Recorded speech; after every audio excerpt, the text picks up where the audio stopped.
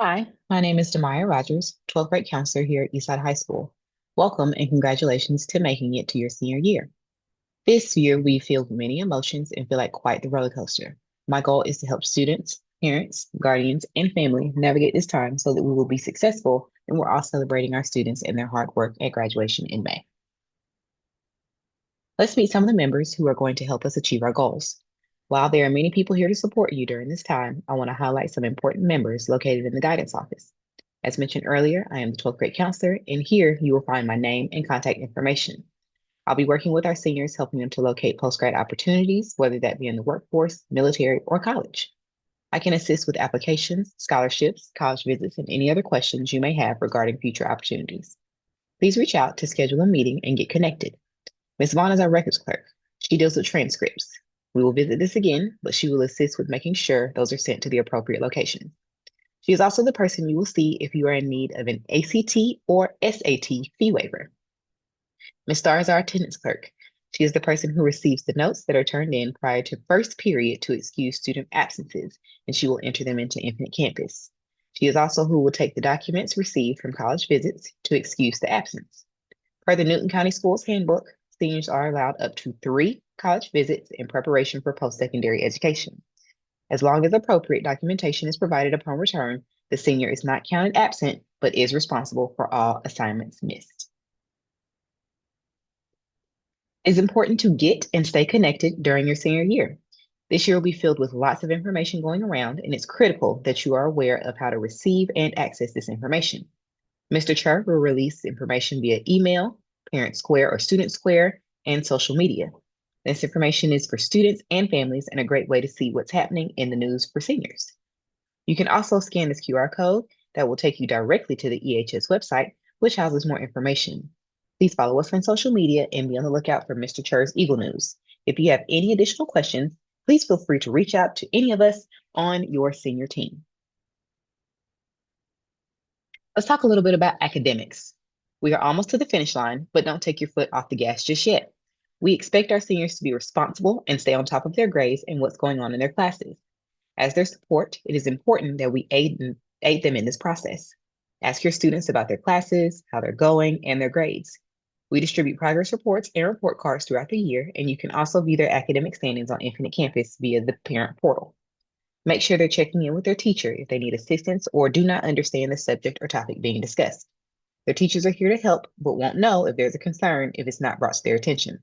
Set goals with your students that they can achieve throughout the year that will help them stay on track. Attendance. We encourage our students to be at school every day.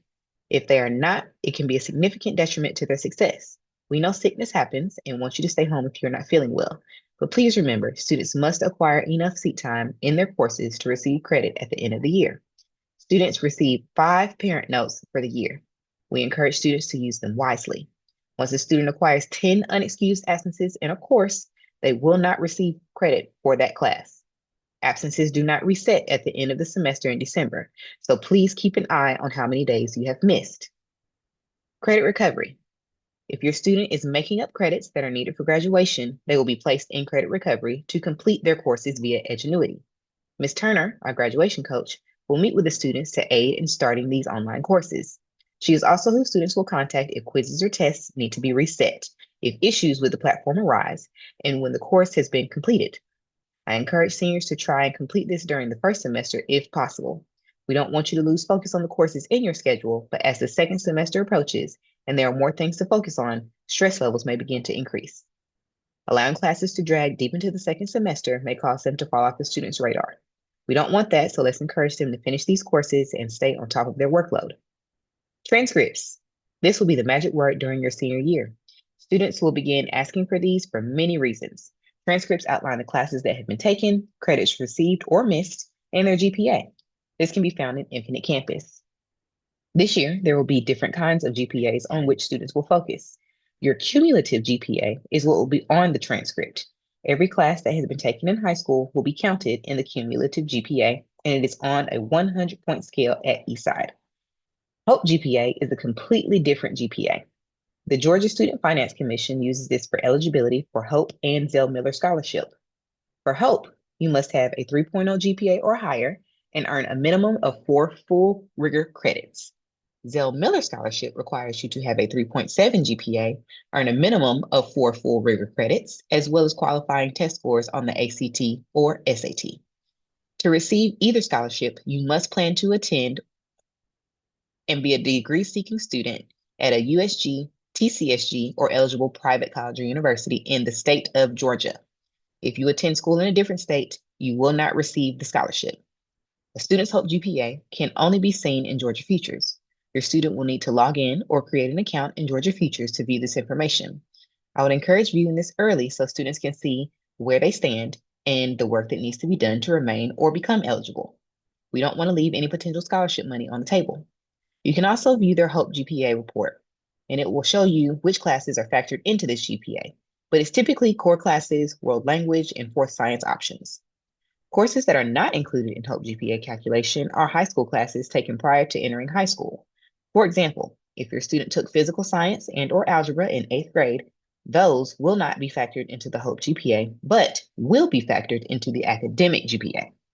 Your academic GPA is typically what colleges use for admission. Once they receive your transcript, they review it and calculate their own GPA based on courses they select, which typically involve core and world language courses, and is typically on a 4.0 scale.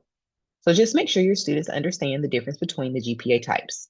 There is a way to convert your GPA from 100-point scale to 4.0. If you visit collegeboard.org or Google GPA conversion, they have many calculators that will translate it for you. We will now briefly discuss the difference between weighted and unweighted GPA. Weighted refers to extra points given for AP and dual enrollment classes and what used to be given for accelerated. You receive 10 additional points for dual enrollment, 10 for AP, and it used to be 5 for accelerated. The cumulative GPA that we calculate for your high school transcript is weighted. Most colleges will look at weighted.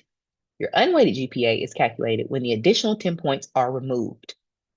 Some scholarships and colleges will calculate the unweighted GPA, but most of what we see is weighted. It's important to know the difference. Honor grad status. Once you get to the end of the year, if you are distinguished as an honor grad, then you receive a gold honor stole to wear for graduation in addition to your other regalia items. There are several criteria for this distinction, but the big one is to have a 90 or higher cumulative GPA. We do not round up for this. So if your student has an 89.5 or even an 89.9, they would not be eligible to be an honor grad. When our students leave for winter break, the grades in their current classes will be calculated along with their previous 3 years, and a GPA will be generated to determine their honor grad status. It is calculated by the county office, and they release a list of students who qualify to the respective administrators.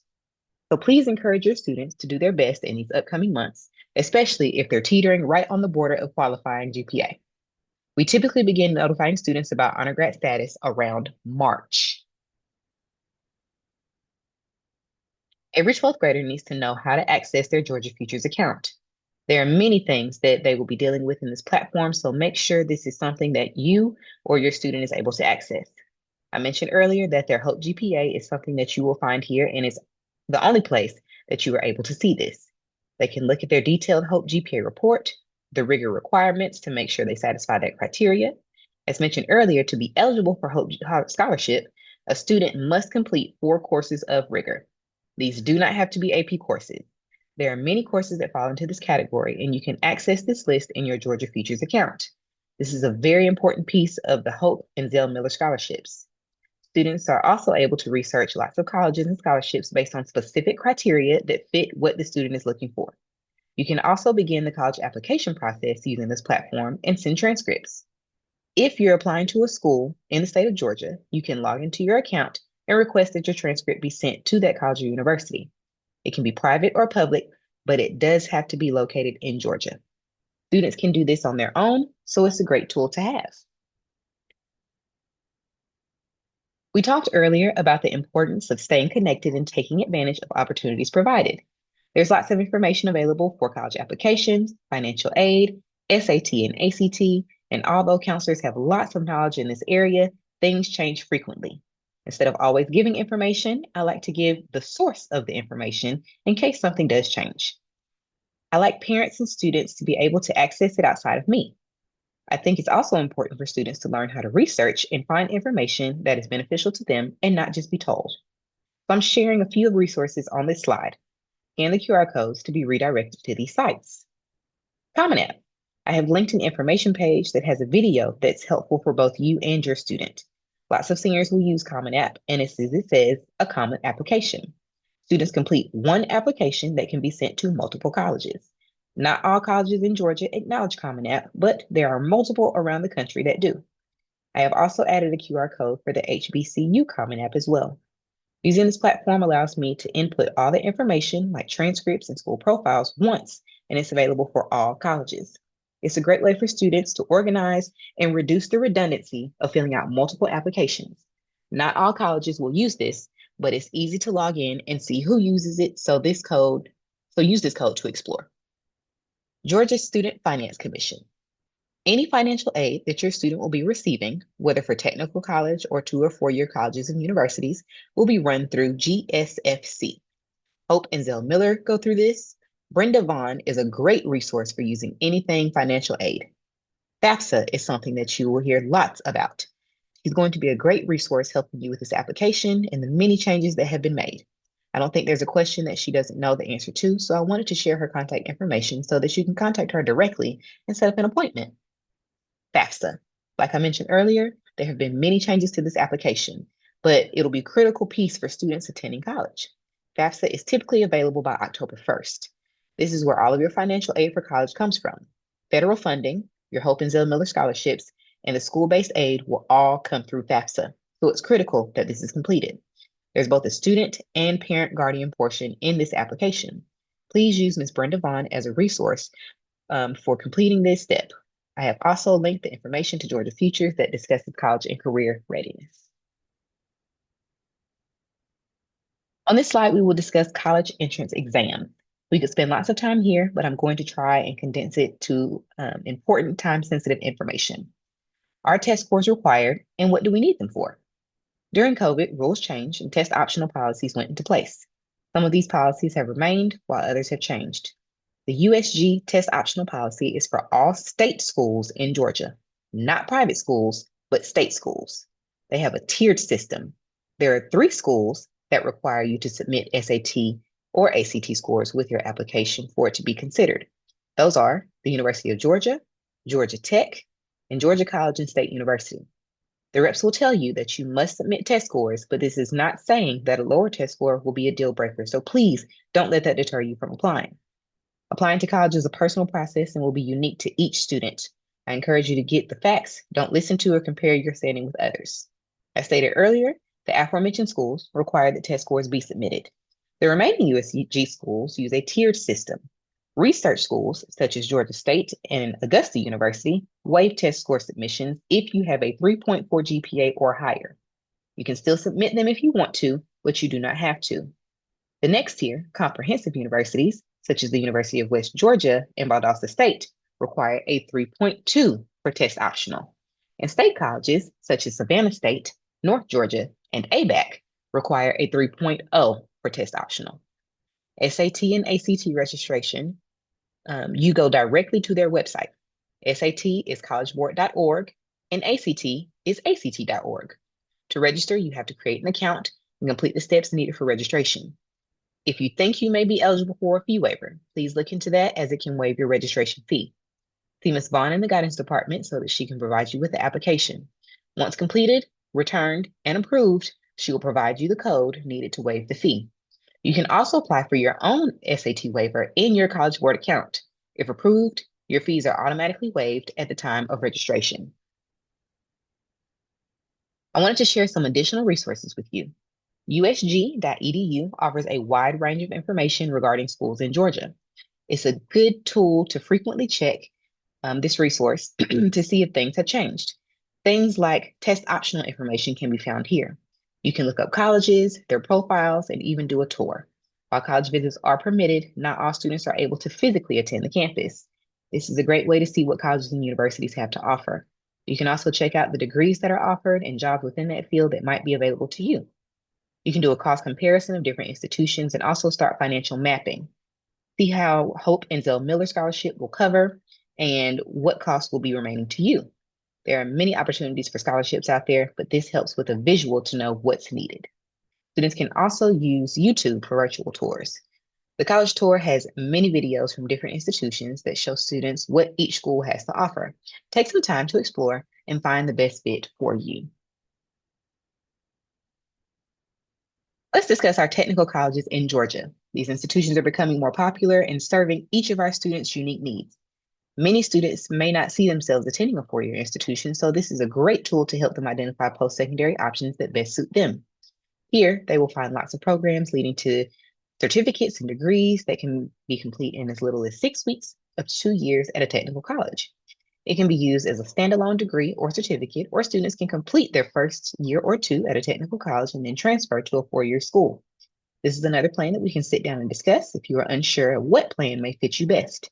With many grants that are available to students, it's almost a free option, which can be very appealing. Not many have on-campus housing, but please use this tool as another option for students weighing their post-graduation options. Thank you for joining me. I hope this was helpful. If you have any questions, please feel free to contact me or anyone in the guidance department. I'll be sharing monthly newsletters in Mr. Chur's Eagle News, so please be on the lookout for more information beneficial to your senior year. Congratulations and go Eagles.